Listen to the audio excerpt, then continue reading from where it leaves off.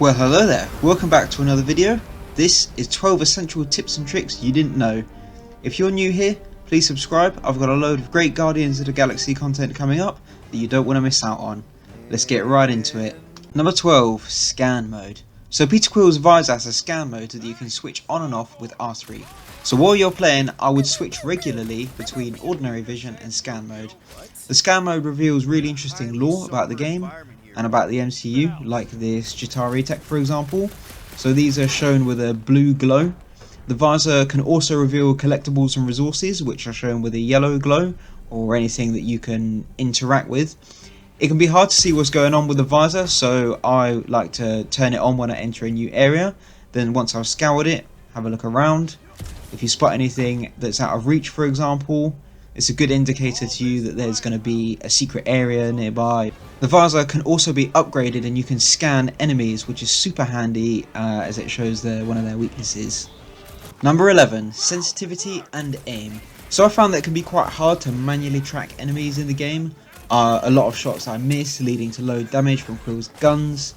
There's also an acceleration delay when you're changing the direction of your aim, so it's good to turn up the sensitivity. And when you're in combat you can use L2, so there's no aim down scope in the game. Use L2 to lock onto a target enemy, which is much easier than struggling against a nibble enemy like how I am here, and I totally didn't forget that L2 was how to lock on. Number 10, Exploration. Now if you've watched my channel before, then you know that I am a huge advocate of exploring every nook and cranny, leaving no stone unturned. So Guardians of the Galaxy is a linear game, so you can expect lots of hidden passages. You can expect to do a little bit of backtracking as well.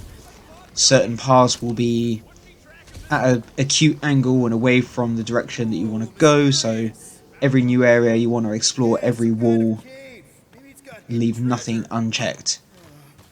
So as you're exploring you'll see a little interactable icon. This is a good indicator that there's something there, and often you'll see this grey goo which can conceal hidden areas, so whenever you see it you want to shoot it. It's nearly always going to do something, either be hiding collectibles or be hiding a secret area. Number 9, Quill's upgrades. So the components that you scavenge can be used to upgrade Peter Quill's suit, weapons, his armor and his visor. There's usually at least one workbench per level, which Rocket will help you to upgrade your gear. Now certain upgrades are going to be more helpful to get than others. The very first you want to get is the blaster charge, as this is going to allow you to deal much more damage. The upgrade you definitely want to get is the visor upgrade to see collectibles from further away. You want to get this one as early as possible, as it's going to help you get even more upgrades down the line by being able to spot resources that you would have otherwise missed. The upgrades you choose after that will depend on your playstyle and what you deem most valuable.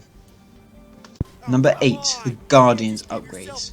So most of the damage you deal in the game is going to be from abilities and not your weapons or the Guardians melee attacks. So the first upgrade you'll get to buy, ability upgrade, is going to be Peter's jet boots.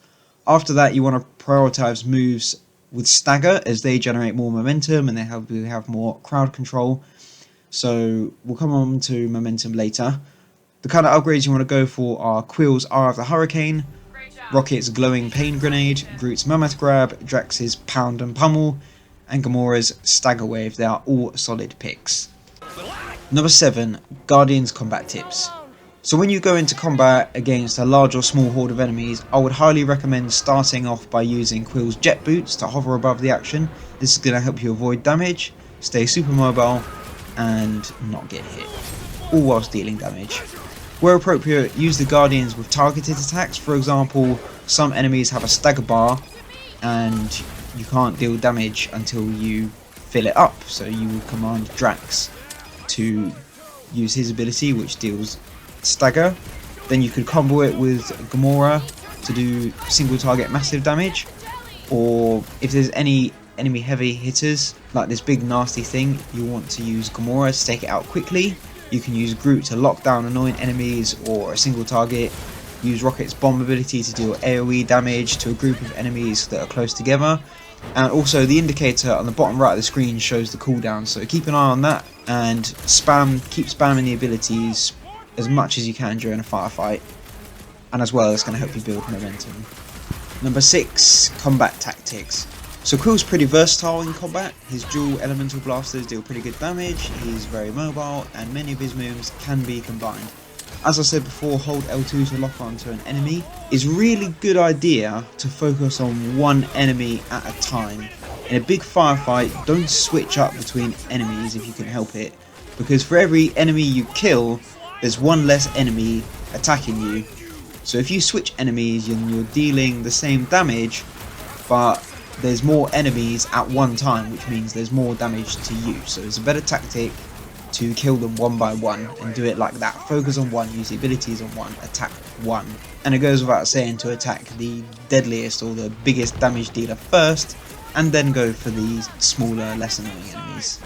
Number 5, mobility. Remember to use circle to dash. So around an arena, you're going to avoid getting hit and maintain distance from your melee enemies.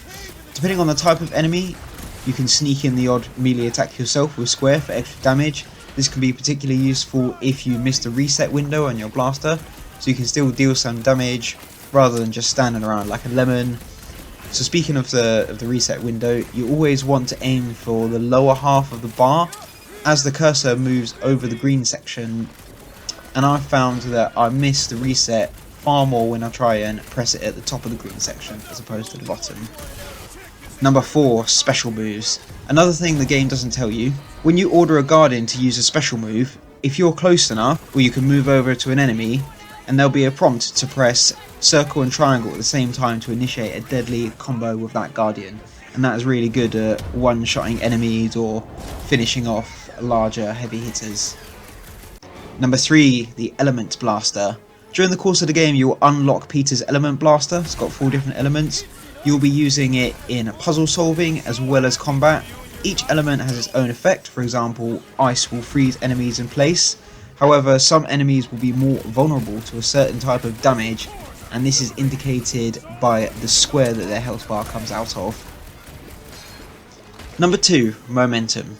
During fights you will see your momentum bar, which is on the center left of the screen. So you want to use different abilities to fill the momentum bar. Now abilities that deal staggered damage will fill the momentum bar more, and every bit that you fill it increases the rate of individual attack prompts, which is a triangle above an enemy's head. Number 1, progression. So at the end of a fight you'll get a rating for that fight, and this rating is determined by your effectiveness in battle. So filling the momentum bar as much as you can will boost the amount of XP that you get after an encounter, and the more XP you get, the faster you can unlock abilities, which you can in turn use to get even more XP, and the whole thing is like a positive feedback loop. So spam as many abilities as possible, invest in cooldown as much as you can. Thank you so much for watching, guys. That does it for this video. Please subscribe if you found it helpful. Leave a comment below which point you thought was most helpful. Leave a like if you enjoyed the video, it really helps me out, and I will see you in the next one.